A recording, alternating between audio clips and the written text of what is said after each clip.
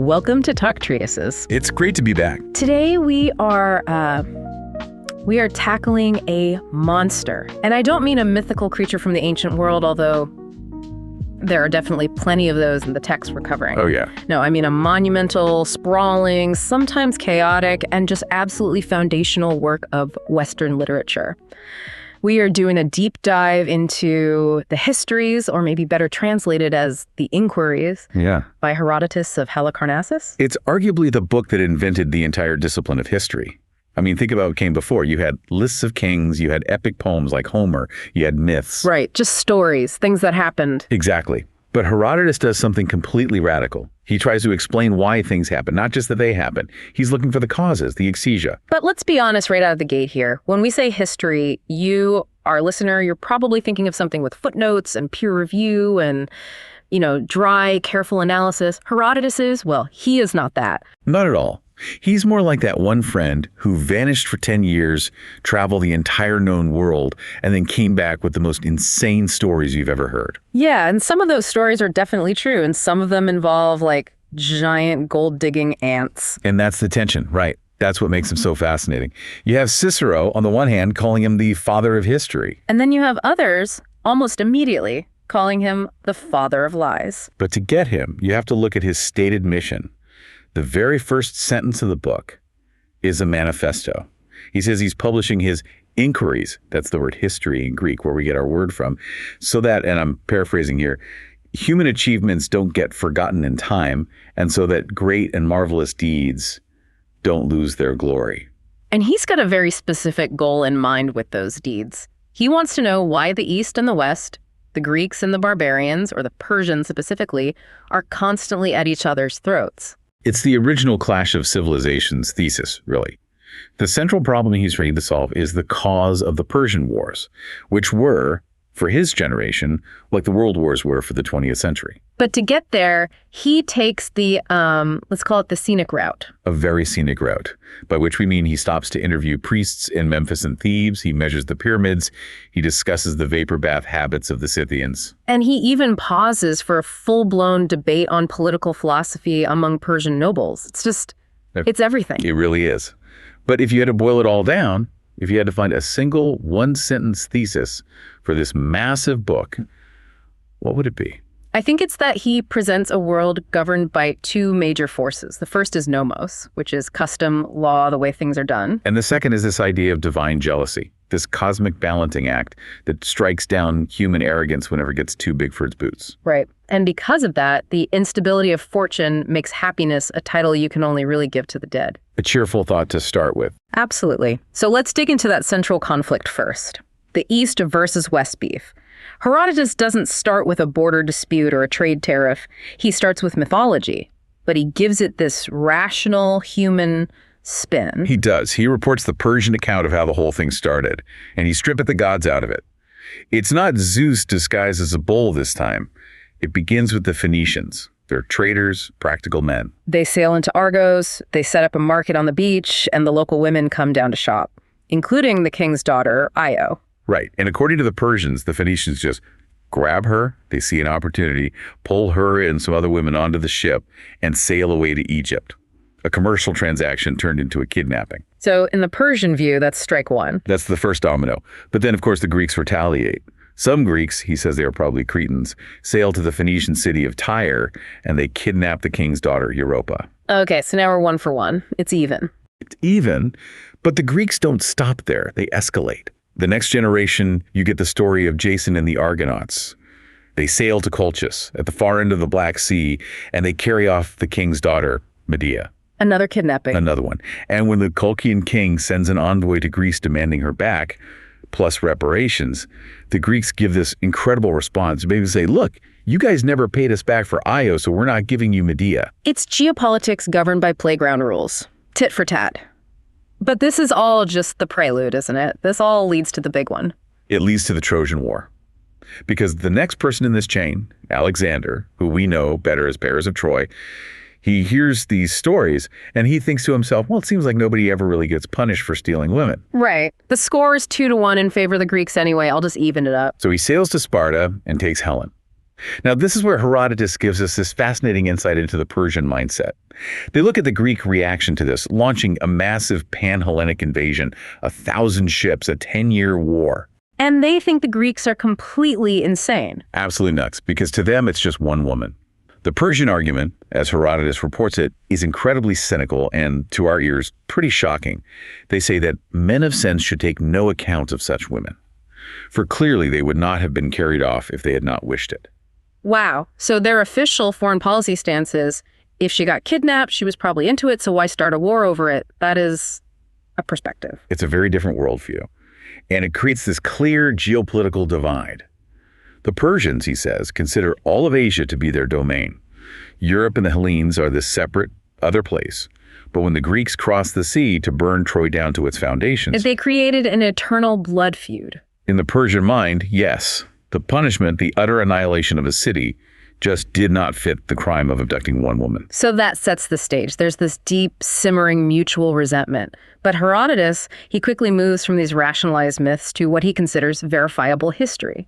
And that starts with Croesus, the king of Lydia. Yes, and this whole Lydian section, the Lydian logos, it's where he lays out the main philosophical thesis of the entire book. That idea of cosmic balance and divine jealousy. Exactly. If you rise too high, if you become too successful, too arrogant, the universe will find a way to knock you down. And nobody in the ancient world rose higher than Cresus. He's legendarily wealthy. But before we get to Cresus and his fall, Herodotus gives us the story of his ancestor, Gyges. And this story, honestly, it feels like it belongs in a different genre. It's like a noir thriller about voyeurism and obsession. It's the story of King Candaules and his bodyguard, Gyges. Cadel is the king, and he's completely obsessed with his wife's beauty. But it's not enough for him to know she's beautiful.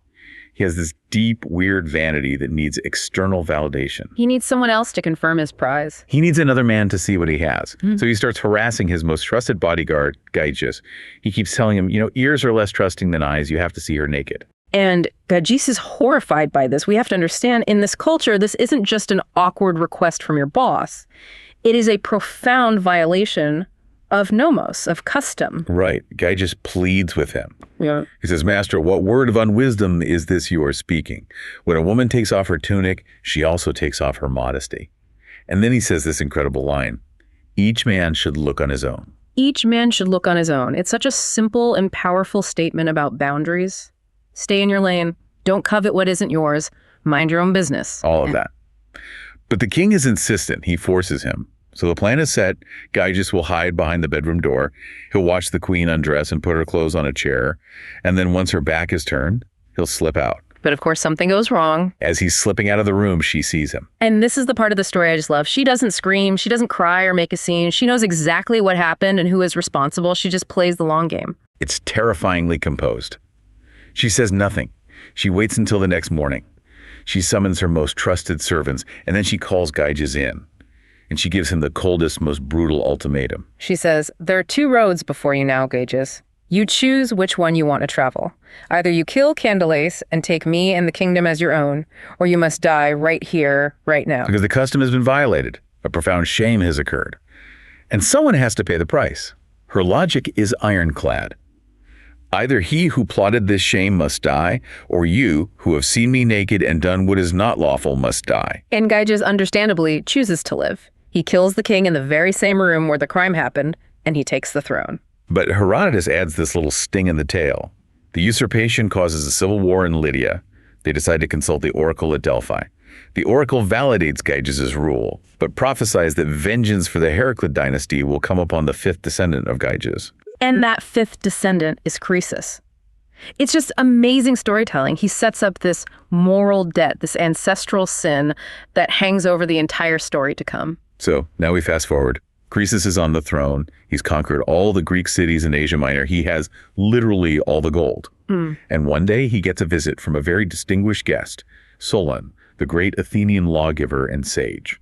And this dialogue between Solon the wise man and Croesus the rich man is, I think you could argue, the most important single philosophical passage in the entire book. It's the core of Greek ethics. I agree with that. Croesus gives Solon the grand tour, shows him all his treasuries, all his wealth, all his power. He is just peacocking, fishing for a compliment. And then he asks the question, my Athenian guest, who is the happiest man you have ever seen. He's just teeing it up. He's 100% expecting Solon to say, "You, O king, clearly you are the happiest of all mortals. Look at all this stuff." But Solon completely ignores the bait. He doesn't even hesitate. He says, "Tell us the Athenian." And you can just imagine Croesus's face. Tell us who. Who is this guy? Exactly. Telos was a nobody by royal standards. But Solon lays out the criteria for true happiness, for olbios. First, Telos lived in a well-ordered city, a prosperous state. Second, he had good and noble sons, and he lived to see all his grandsons, and none of them died before him. So civic stability and a thriving family line. Third, he had enough wealth to be comfortable. He wasn't destitute. And fourth, and this is the most important part, he had a glorious end to his life.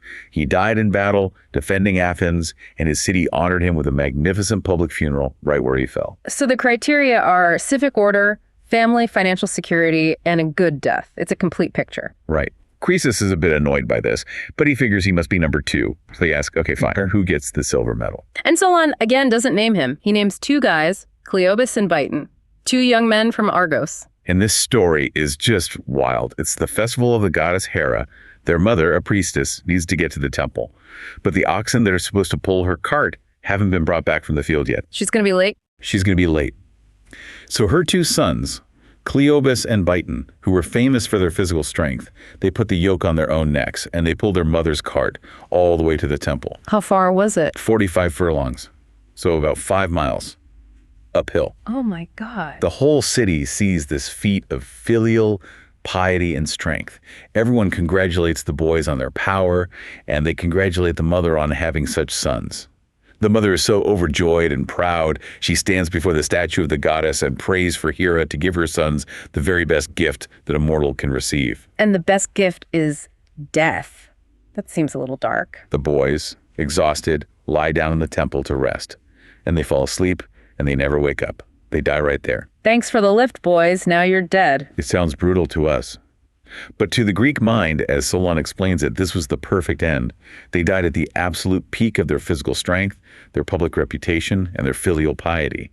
They would never know old age, sickness, decline, or shame. Their story was frozen in a moment of absolute perfection.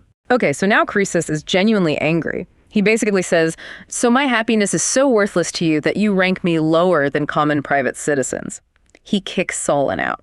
But before Solon leaves, he gives him the math. And this is where you really need to pay attention because it's the core of the argument. He breaks down a human life into days. Right. He says a human life is about 70 years long. That's roughly 26,250 days. And he says, in all those days, no 2 bring the same thing. Human life is entirely a matter of chance, of accident. Therefore, you cannot call a living man truly havi albios. You can only call him lucky Eutychia. It's the difference between winning a big hand of poker and actually walking away from the casino with the chips. That's a perfect analogy. Until the game is over, you haven't really won. Anything can happen on the next hand. So Solon's final warning to Croesus is look to the end of any matter, no matter what it is. Croesus, of course, dismisses him as a fool, but then almost immediately the retribution from the jealous gods begins to hit. And it hits hard and close to home. First, the domestic tragedy. Croesus has a dream. A prophetic dream that his son and heir, Attis, will be killed by an iron weapon. So Cresus, thinking he can outsmart fate, goes into full overprotective parent mode.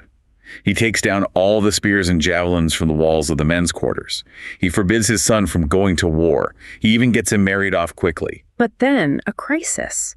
A monstrous boar starts terrorizing the countryside. The people beg for help, and Attis, a young man, begs his father to let him go on the hunt. He makes a very logical argument. He says, Father, a boar doesn't have hands, it can't wield an iron spear. What am I in danger from? The logic is sound. So Croesus reluctantly agrees, but he sends a bodyguard to protect him. And this is where the irony gets just crushingly tragic. The bodyguard is a man named Adrastus. Which means the one who cannot escape. A man who had come to Cresus as a refugee, seeking purification because he had accidentally killed his own brother. Cresus had cleansed him of his blood guilt and given him a home. So he sends this man, Adrastus, to protect his son. And during the hunt, Adrastus throws his spear at the boar. He misses the boar, and he hits Attis, killing him instantly. The iron weapon prophecy is fulfilled by a hunting accident. And the man hired to protect him becomes the instrument of his death. It's just brutal. And Adrastus is so overcome with grief and shame that he kills himself on Attis's tomb. But Cresus instead of learning humility from this, instead of seeing Solon's wisdom, he gets angry. He lashes out. He pivots from domestic grief to foreign policy. He decides he needs to attack the rising power of Persia, led by Cyrus the Great. This, of course, leads to the most famous and most misunderstood oracle mishap in all of history. He sends messengers to Delphi to ask the oracle, "Should I attack the Persians?" The oracle gives her reply, "If you march against the Persians, you will destroy a great empire." Croesus is ecstatic. He hears exactly what he wants to hear. He gathers his army, he marches, he attacks, he is utterly defeated, his capital is sacked, he is captured by Cyrus. He did destroy a great empire, his own. Exactly. And this leads to the final cinematic scene of this whole arc. Cresus is tied to a massive pyre. Cyrus and the Persians are about to burn him alive.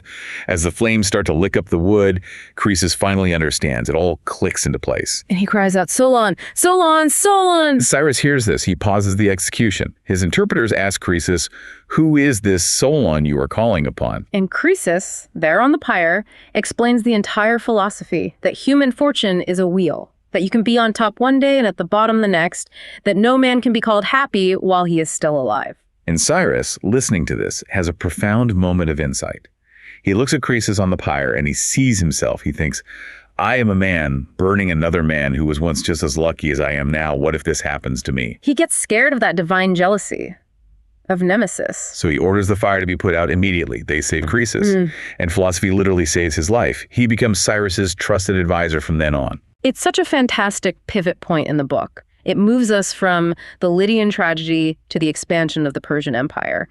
And that expansion, under Cyrus's successor, leads us to Book 2, which is essentially Herodotus's personal travel blog of Egypt. Book 2 is an absolute masterpiece of early ethnography and anthropology. Herodotus is completely obsessed with Egypt because, to him, it's the land of total inversion. Everything is backwards. He says that explicitly, doesn't he? The Egyptians have established for themselves manners and customs in a way opposite to other men in almost all matters. It's his running theme, for instance, gender roles. He is just baffled by them. He says in Egypt, the women go to the marketplace and engage in trade while the men stay at home and weave. Which is the exact opposite of the Greek world, where respectable women were kept indoors. Right. He also notes that men carry burdens on their heads, but women carry them on their shoulders. He's just cataloging all these strange differences. And the bathroom habits are a particular point of interest for him? Yes. He notes with some astonishment that women urinate standing up while men crouch down, and that they relieve themselves indoors but eat their meals outdoors on the street. It's such a strange detail to include. But he gives their reasoning for it. The Egyptians, he says, believe that things which are unseemly but necessary should be done in secret, but things which are not unseemly should be done openly. Which, when you think about it, actually makes more logical sense than the Greek custom of doing both in private. It does. He's not always mocking them. He's trying to understand their logic. But the thing that really drives him crazy is the geography, specifically the Nile. It just violates all the laws of nature as he knows them. Every river in his experience in the Greek world floods in the winter because of the rains and shrinks in the summer heat. The Nile does the exact opposite. It floods in the middle of summer and shrinks in the winter. He spends pages and pages trying to figure this out. He goes through all the competing theories and debunks them. He rejects the idea that it's melting snow from some southern mountains. Because the river flows north from Libya, which is the hottest part of the world. How could there be snow there? His logic is sound, even if his premises are wrong. So what's his own theory? His theory is wildly creative and completely, utterly wrong. But it's a great example of pre-Socratic physical thinking. He thinks that during the winter, the storms in the Mediterranean blow the sun off its normal course. The sun gets blown off course. Yes. The sun gets pushed south over the upper parts of Libya, and its heat basically evaporates the sources of the Nile. Then in the summer, the sun returns to its normal path in the middle of the sky, the heat lessens over Libya, and so the river can flow normally again, causing the flood. I mean, you have to give him an A for effort. It's an attempt at a purely physical, mechanical explanation. No gods involved. Exactly. It shows that crucial intellectual shift from Poseidon did it to let's look for a natural cause. And he gets other things right. He correctly deduces that the Nile Delta and most of Egypt is the gift of the river. How does he figure that out? He does geology. He sees seashells on the hills far inland. He talks to the priests. And he realizes that the whole delta was once a gulf of the sea that has been slowly filled in by silt deposited by the river over thousands of years. That's a legitimate, brilliant geological observation. He also spends a lot of time on the animals, which he finds just as strange as the people, the cats specifically. The Egyptian reverence for animal life just blows his mind. He tells this incredible story that when a house catches on fire, nobody even bothers trying to put out the fire. What do they do instead? They form a human cordon around the burning house, a line of guards, to make sure that the cats don't run back into the flames. He claims the cats are divinely possessed and will try to commit suicide by fire. That is a strange image. And the mourning rituals. If a cat dies a natural death in a household, everyone in the house shaves their eyebrows. Just their eyebrows. Just their eyebrows. If a dog dies, they shave their entire bodies, including their heads. There's definitely a dog person versus cat person hierarchy joke in there somewhere.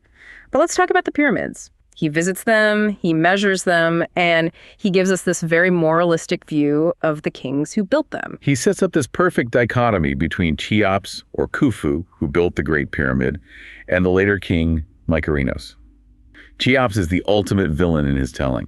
What did he do that was so bad? Herodotus says he was a tyrant who closed all the temples, forbade sacrifices, and forced the entire population into slave labor to build his monument.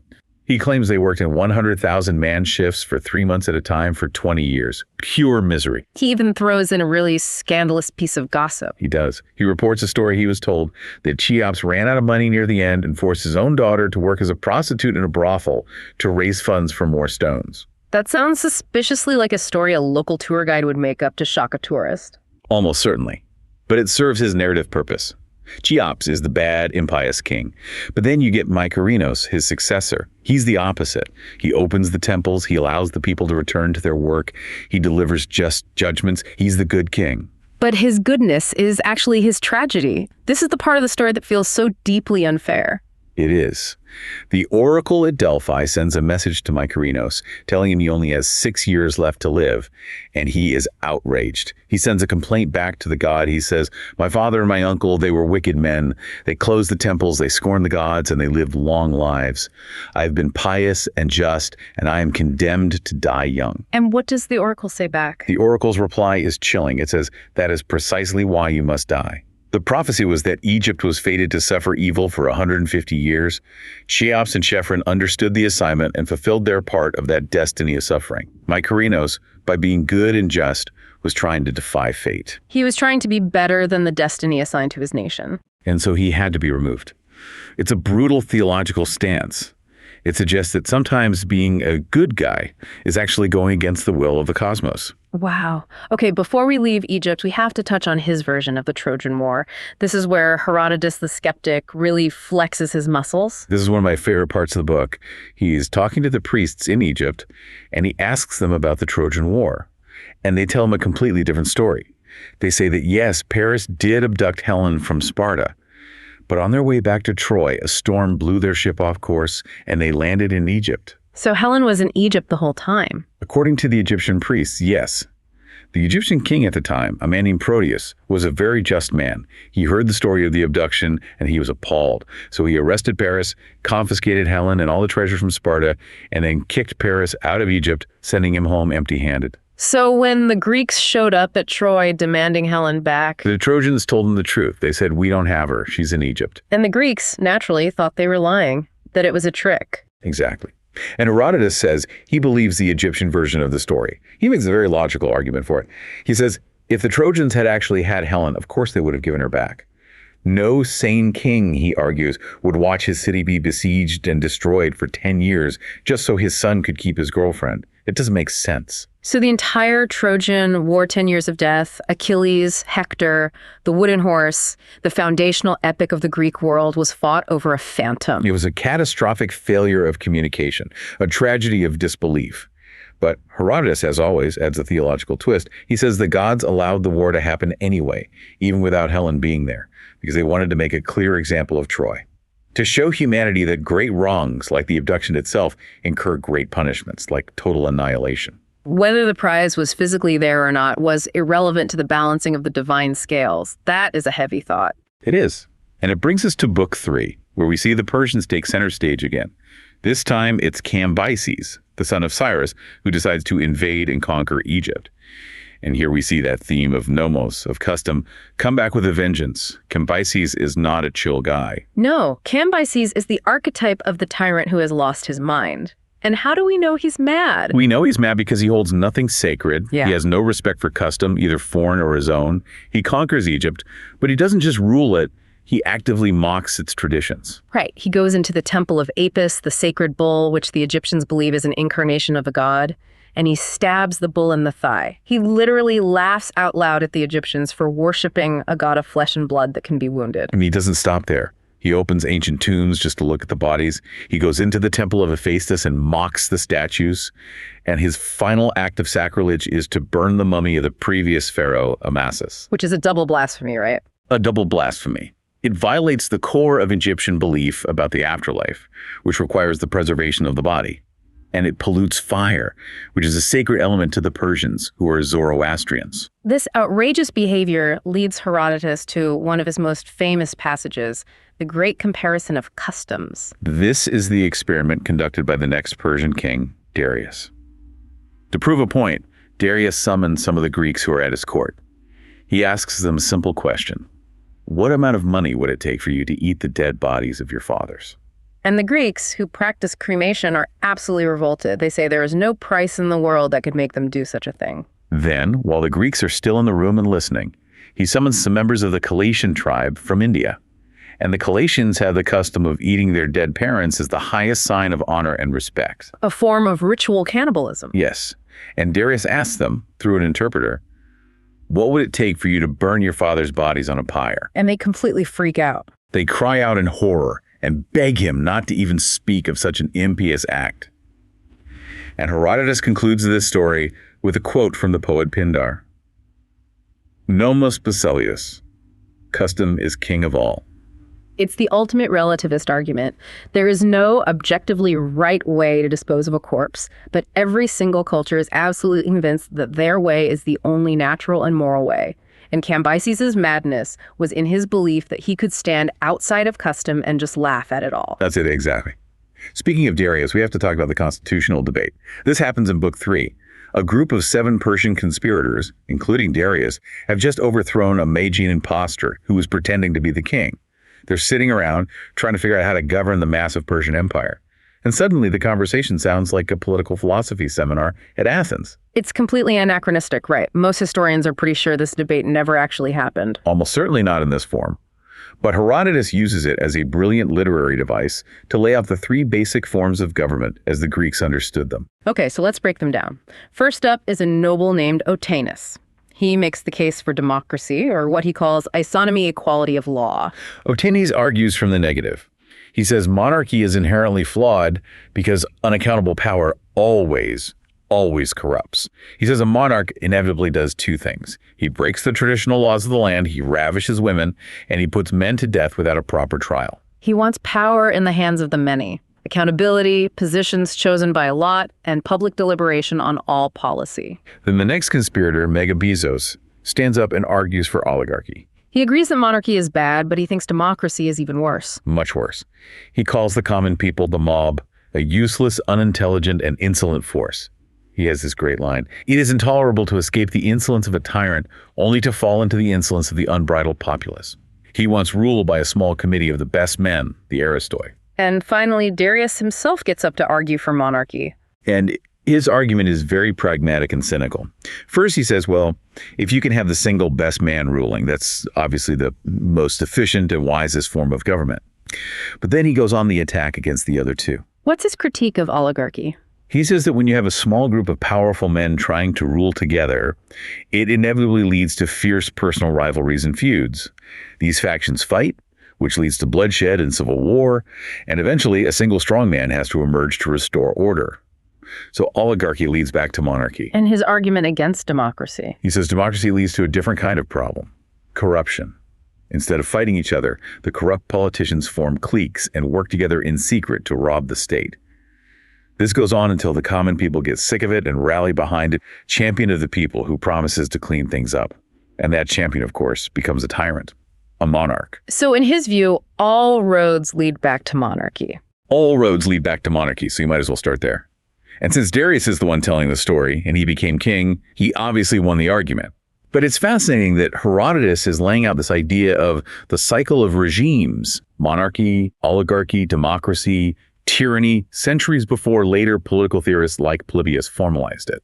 Okay, let's pivot to Book 4. The Persians, under Darius, decide to expand their empire into Europe, and their first target is Scythia. This is the area of modern-day Ukraine and southern Russia.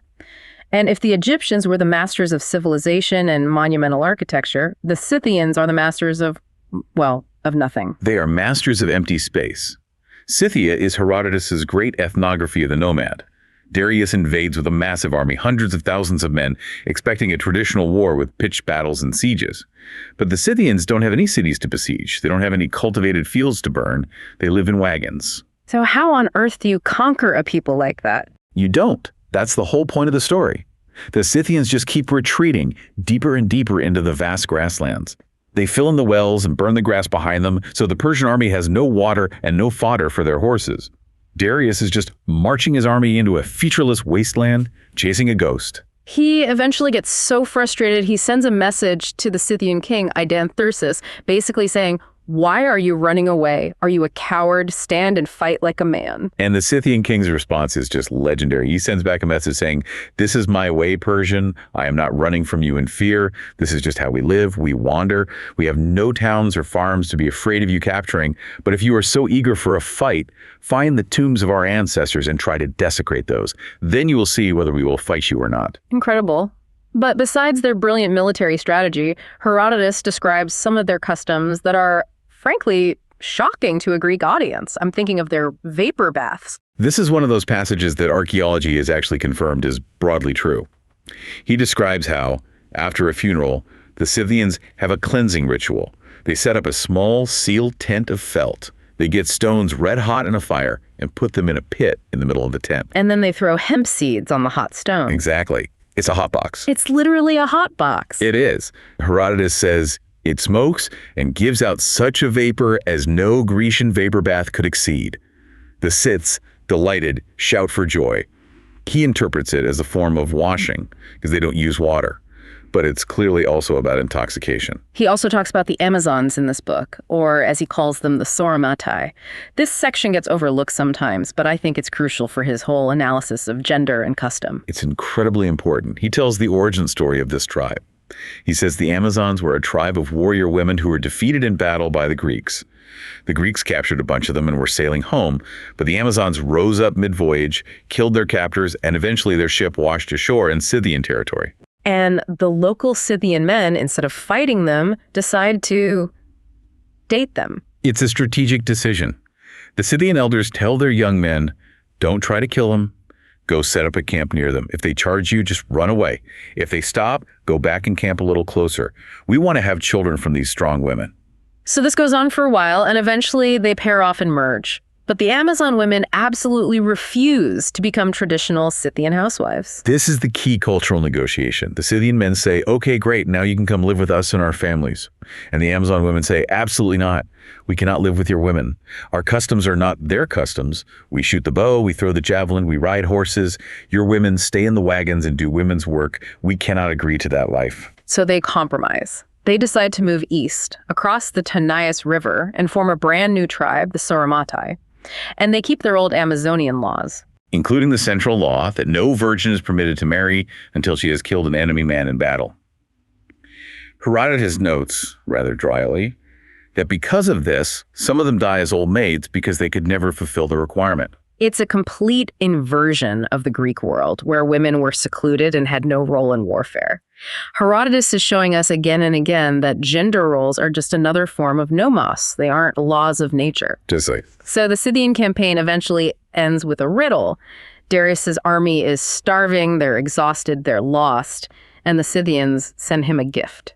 The gift consists of a bird, a mouse, a frog, and 5 arrows. And Darius ever the optimist, tries to interpret this as a sign of surrender. He does. He thinks, okay, the mouse lives in the earth, the frog lives in the water, so they are surrendering their earth and water.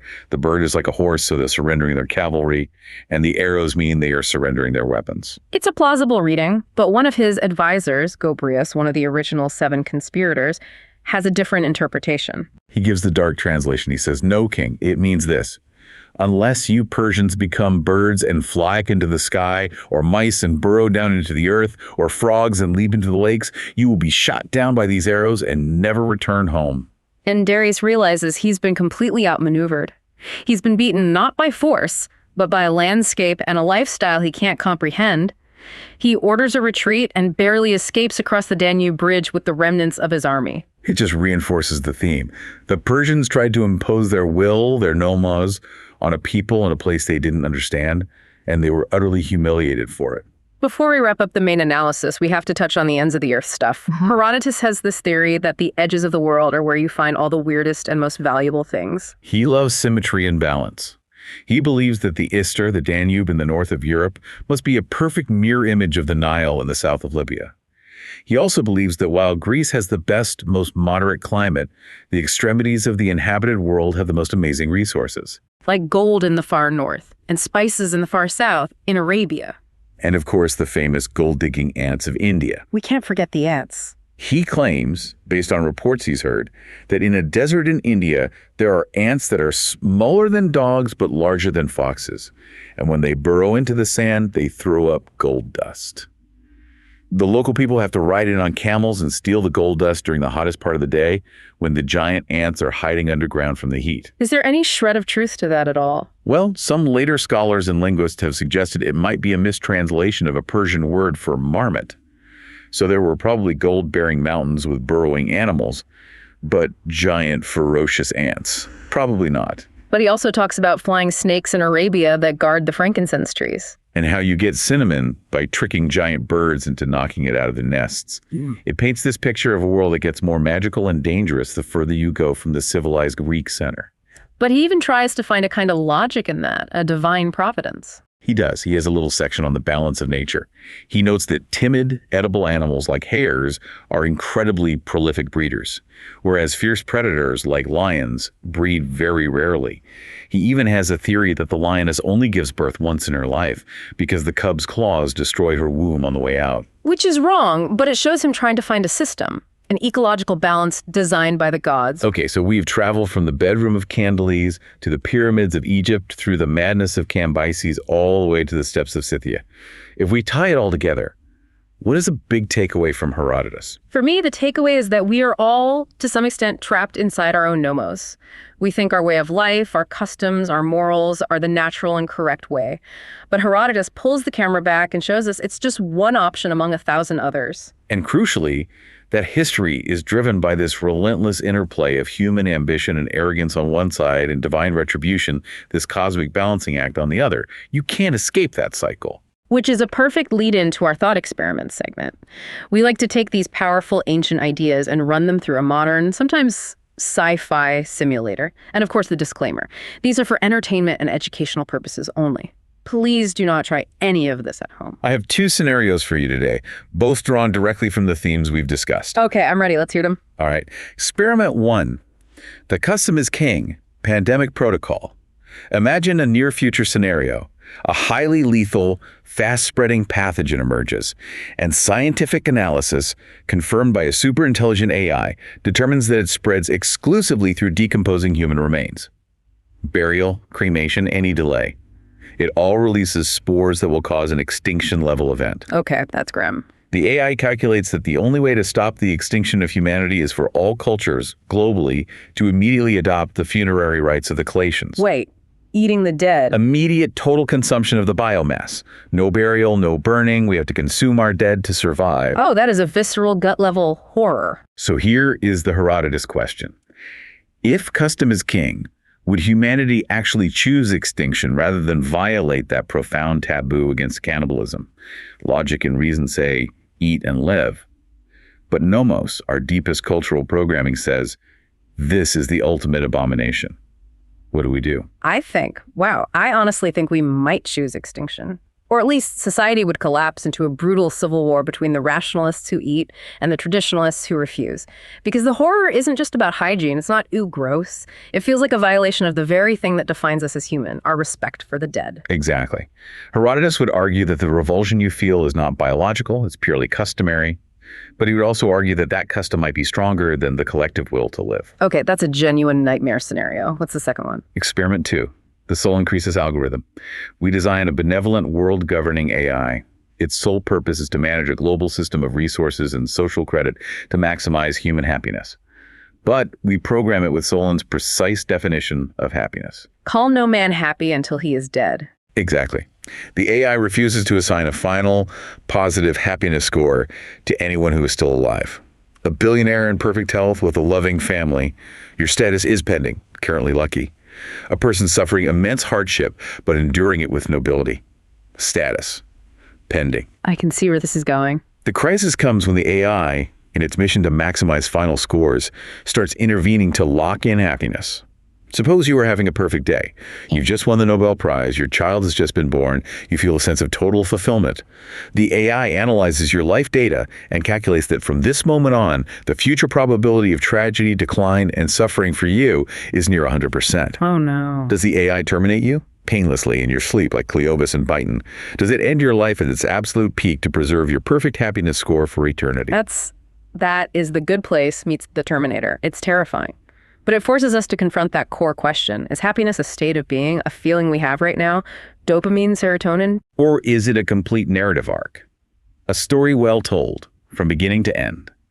If happiness is a story, then the ending matters more than any single chapter in the middle. The AI, programmed with Solon's logic, might decide that a short, perfect story is infinitely preferable to a long, messy one that ends in tragedy. Well, on that profoundly unsettling note about being benevolently terminated for our own good, I think we're going to wrap up. Herodotus challenges us to look at the world and, more importantly, at our own assumptions with the fresh, skeptical eye of a traveler. And to always remember, look to the end. Thanks for listening to this deep dive on Talk Treatises. Keep inquiring. And remember, custom is king. See you next time.